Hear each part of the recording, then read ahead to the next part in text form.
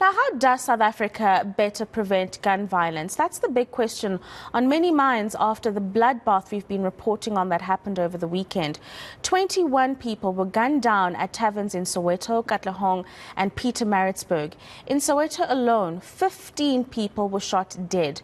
Well, to talk about gun violence, I'm joined by Shanila Mohammed, who is the Executive Director at Amnesty International South Africa.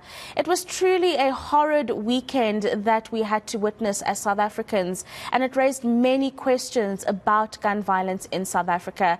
I mean, how bad is South Africa at managing gun violence and also monitoring the entrance of illegal firearms into various parts of the market? Good evening, and good evening to your viewers. Yes, it was a truly horrendous weekend for South Africa. The amount of life that was lost in these incidents is just horrendous, and our deepest condolences and sympathies go out to the families of those that were killed. How dire is the situation? Well, the situation, as you can just tell from this weekend's events, is very, very critical.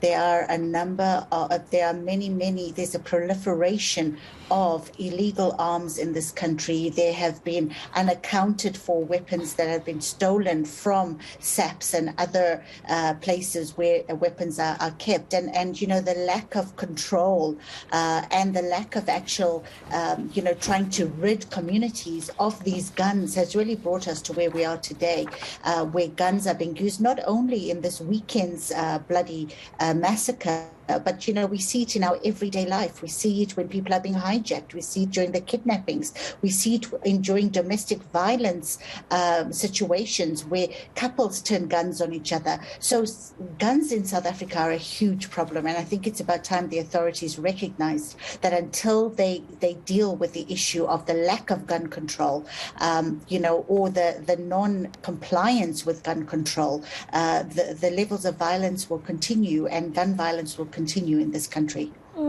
Shanila, don't you think that perhaps we have an issue with our monitoring systems when it comes to compliance in South Africa? It's impossible to monitor all legal gun owners, let alone the ones that are carrying illegal ones that have come from God knows where.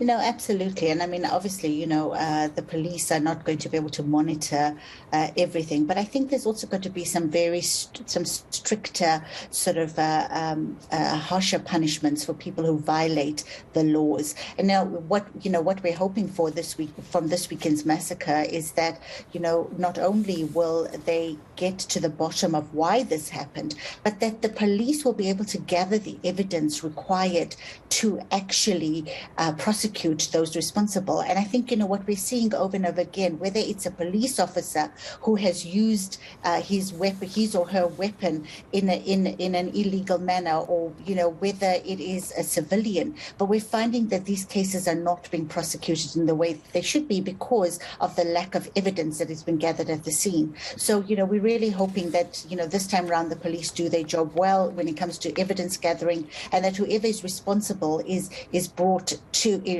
before the courts and is prosecuted, because the lack of prosecution also contributes to the situation we're in. There are no consequences. People go about doing these, using these guns on each other, and very few people are actually held accountable. And I think we really do need to tighten the way in which people who violate these laws and use guns to kill people or to terrorize other people are actually with, in addition to really cleaning the streets of illegal guns. But of course, there's also the problem of resources, Shanila. We do know that SAPS is under a lot of pressure to deal with a lot of what's happening in South Africa with limited resources. And that's also being said on the prosecution side. So that's something that also needs to be looked at when we are trying to bring those who murder so senselessly to book in South Africa.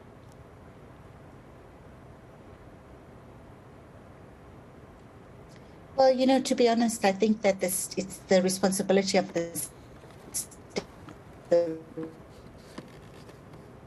resources are in place, and we use that as an excuse. I mean, lives are being lost. We are talking about human life. We are talking about people's children. We are talking about, breadwinners. We are talking about, I mean, there were some horrible, heartbreaking stories that your own reporter, showed us earlier of people, of parents who are devastated. These are people with families and lives, and no longer is it okay for us to say, you know what, the state is stretched, or the police are stretched, or there are no resources, because at the end of the day, it is the responsibility of the state to make sure that everyone who lives in South Africa is safe. And if Bheki Cele does not have resources, it is his responsibility to make sure that he's provided with the resources.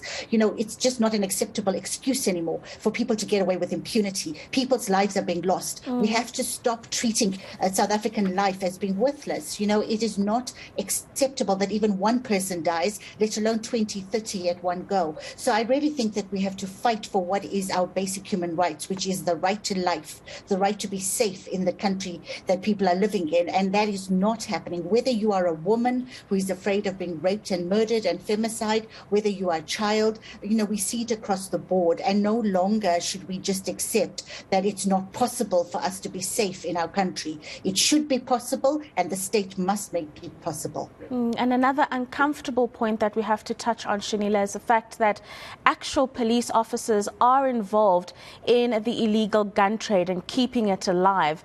And I wonder if stakeholders within the SAPS are doing enough to nab those that are fueling what we've seen has become a disaster for the country. And I think that is one of the biggest challenges that we're facing, is the high levels of corruption at every level of state institutions. The fact that police officers are involved in the sort of proliferation of these weapons means that that there has to be a cleanup, and there has to be a cleanup starting from the top all the way down, whoever is involved. And until that happens, nothing is going to change. When these police go onto these scenes, and if there are illegal weapons that they have been responsible for putting out there, of course they're not going to gather the evidence needed to bring people to trial. And of course we're going to have a continuous failing system, whether it's the prosecution, whether it's the police. So there's a lot of cleanup that needs to be done. Corruption has eaten through our state institutions, and we see it playing itself out in the way it's impacting on people's right to life, people's right to just basic services, people's right to anything in this country. And I think that South Africans have to take back their power, and we have to start fighting to ensure that SAPS does its job, that there's a cleanup, that IPID does its job, that the president and his people do their job. Shanila Mohammed, thank you very much for joining us this evening. That's the Executive Director at Amnesty International South Africa, talking to us about the proliferation of guns and what needs to be done so that South Africans can live safely and that our lives are not worthless.